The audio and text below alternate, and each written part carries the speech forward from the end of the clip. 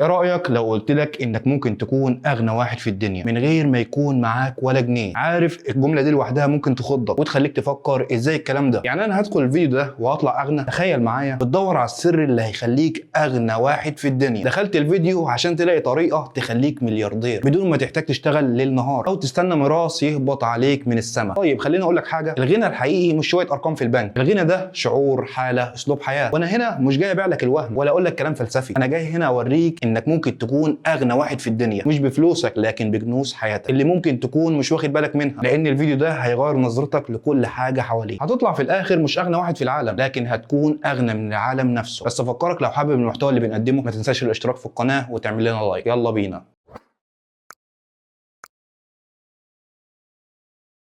اول حاجه، انا عارف انك اول ما تسمع كلمه غنى دماغك على طول تروح للعربيات، للفلوس، للفلل. بس لو فكرت شويه هتكتشف ان الغنى الحقيقي مش دايما مربوط بالماديات. خليني اقول لك على الحاجات اللي هتخليك غني بجد حتى لو ما معكش ولا جنيه. النقطه الاولى، غنى الصحه، ثروه لا تعوض. فكر معايا، لو صحتك مش سليمه تقدر تستمتع باي حاجه تاني؟ ممكن تسافر اجمل مكان لكن مش قادر تمشي ولا تاكل اكل تحبه. كل فلوس الدنيا مش هتعوضك لو صحتك راحت. الصحه مش مجرد انك مش عيان، الصحه هي ان جسمك قوي، طاقتك عاليه، دماغك صافيه، وده ما بيجيش من فراغ. لازم تهتم بجسمك كانه اغلى حاجه عندك. كل اكل مفيد، العب رياضه حتى لو بسيطه، نام بشكل كفايه. صحتك دي لو ضاعت مش هتعرف تعوضها، ومهما معاك فلوس هتكون فقير فعليا. اعمل حاجه بسيطه كل يوم، امشي 10 دقائق، قلل السكر، اشرب ميه كتير. الحاجات الصغيره دي هتفرق معاك بشكل رهيب. صحتك هي الثروه اللي بتبني عليها اي حاجه تانية. تاني نقطه، غنى العلاقات، الاستثمار اللي بيرجع اضعاف. قبل ما اكلمك عن العلاقات جاوب على السؤال ده، مين الناس اللي اول ما تفكر فيهم بتحس بامان؟